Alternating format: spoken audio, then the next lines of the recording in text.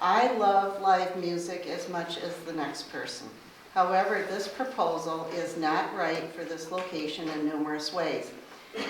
The section of US 127 between M50 and US 12 has a very long history of congestion, horrible accidents, and deaths since it was constructed to replace Meridian Road way back in 1958. This added traffic, especially during the busy summer months, could definitely pose a safety risk. There is only one access into this location, which concerns me. Our police force would also be stretched to the limits when taking care of routine calls, as well as trying to monitor the large volume of people attending the concert. Alcohol consumption can always be a numerous problem too, as well as trash, sanitation, keeping spectators under control if necessary, etc.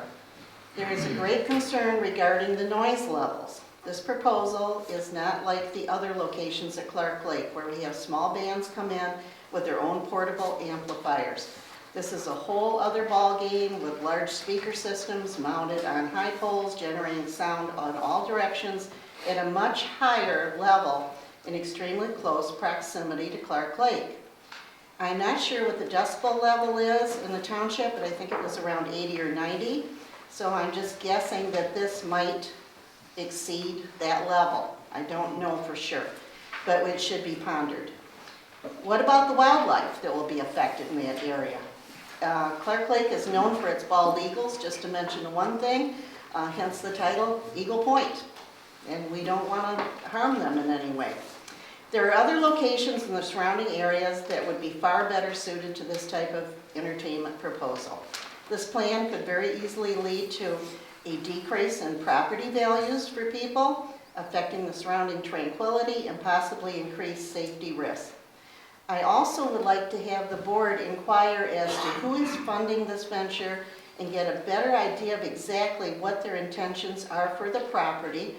Do they have any prior experience in planning, organizing, and carrying out such a large project? I have nothing against them at all. I just think these are questions that should be asked. Lastly, we must be cognizant of the fact that the vast majority of participants will not be local residents who will be attending these events. Attendees will predominantly be out-of-towners and might not be as respectful and responsible as we would like them to be. In conclusion, I personally do not see any true advantages to accepting this proposal, and I would like our township board to use their wise discretion in this extremely important matter that will affect our precious community in numerous ways. So I oppose concert venue in Clark Lake. My wife and myself, my 3 daughters live on, fish and swim in the Grand River. We are downstream to this venue in which the Grand River intersects. As a Cub Scout in this community, my summers were often spent cleaning the grandstands at MIS. What I saw was an impossible amount of waste, including but not limited to cans, plastic cups, chewing tobacco, containers of spit, the containers, tampons, other feminine products, food wrappers, electronic devices, the list goes on. So for me, the concerns I have is what measures will be in place to prevent a horde of young, intoxicated concert goers from polluting our waterways, and how we manage the runoff of pollutants that enter into our drinking water. When discussing our local park at Clark Lake, we closed the Clark Lake Park at 5 p.m. due to substance abuse, violence, and other unlawful activity. Now we are openly inviting thousands of individuals to a venue where alcohol will be promoted and distributed. Where do we assume the pre-party will begin? And if the first responder resources are now dedicated to this event, what protection will be provided to the local community? Why should the local community bear the burden and cost and forfeit our safe and peaceful community? So, promoting criminal activity. This is from MLive, November 20th, 2022. A rape, 6 other reported sexual assaults, 30 fights and acts of violence, and 1 death. These are the total MLive tally when reviewing the nearly 325 documented police incidents from 5 lawful agencies this year's Faster Horses Community Music Festival in Southern Michigan. So when I think of our area, I think of the Spirit Trail, YMCA store camps, Meckley's Fruit Farms, and of course the Grand River. I don't want our community to be tainted by a concert venue that has no concern for the people who live there. My family owns the property that is a Centennial Farm and that has been owned in the same family since 1849. and I am against the proposal for the Country Roots and Bands concert venue. I like live music, don't get me wrong, but I don't feel this is an appropriate location for this type of venue. There's multiple reasons that I'm against this. One entrance in and the same entrance out, how will that work with over 1,000 plus cars coming in and out of that? Police, you're gonna have the entire Columbia Township Police Department cover this venue. Where's the Michigan State Police? Where's Jackson County Police? What happens if all of our Columbia Township police officers are at this venue and there's an emergency on the other end of the township? Who's gonna respond to that? Not to mention that the exit leads onto 127, which we've already identified as a dangerous highway. Another reason would be noise levels, pollution, light pollution. With the noise levels, I've seen comments on your website about people saying, well, it'll be comparable to the beach bar's patio concerts. In no way, shape, or form is this going to be comparable to a band playing at the beach bar. Lastly, the integrity of the land and the Grand River would be put at risk. This location would also put current wildlife at risk and in harm's way, including endangered rattlesnakes and bald eagles, both of which tend to live near the water, the Grand River. I want to know, what is Mr. Vitale planning on doing as far as cleaning up the mess, as Mr. Frost mentioned? There's bound to be a mess. If you live in the area and you've driven by MIS after a race, after Faster Horses, you have seen the chaos and the mess. Utilize MIS. It's already established. The Village of Brooklyn would benefit greater than the Dollar General and the mobile gas station near Industrial Drive. Clark Lake is not Detroit. It is not Grand Rapids. We do not need multiple music events in our small town. Keep our small town the way it is, a tight-knit community with no further issues from concert venues and things like that. Thank you. I appreciate your time. Thank you. The people who are opposed to this are concerned for public and environmental safety, traffic, violence, sound and light disturbances, as well as concerns for the environmental impact on the Grand River and other conservation efforts with surrounding wildlife. Was there a public hearing prior to today? Clark Lake is beautiful because our community keeps it that way. We're asking to preserve the beauty and serenity of this area today. In addition to all of the above concerns, I know that the significance of this issue should halt until we have further information at the very least. As you can see here tonight, we care about this community and we don't want the concert venue here. My husband and I and our 3 children have been considering moving to the area because we actually like it way better here than we like it in Rives. We've got our own mess up there. I'm trying to catch up on everything that's happening, and I realize that since it's a board meeting that you guys aren't legally obligated to answer questions or anything, but I do have a lot of questions, and I'm hoping that if the promoter is able to later on, he could answer some, or maybe you guys have some answers, or maybe other people in the room may have the same questions. So I'd like to just rattle off these questions. As far as I know, this is on private property. So what will the regulations be for things like firearms and other weapons? What about people who are bringing in bags and purses into this music venue? Will there be door security checking bags and belongings? Will that also be the police department? Because as far as I know, the police department is going to be on hand for this. Are these events going to be for adults only, or are minors able to attend? What resources are going to be included for things like children needing restrooms, since porta potties aren't really great for that? I know that because I have 3 kids under the age of 6.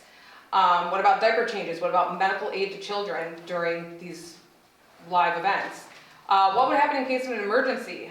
As much as I hate to say it, what if there was a mass shooting and there's one exit to this place? It's all spread out.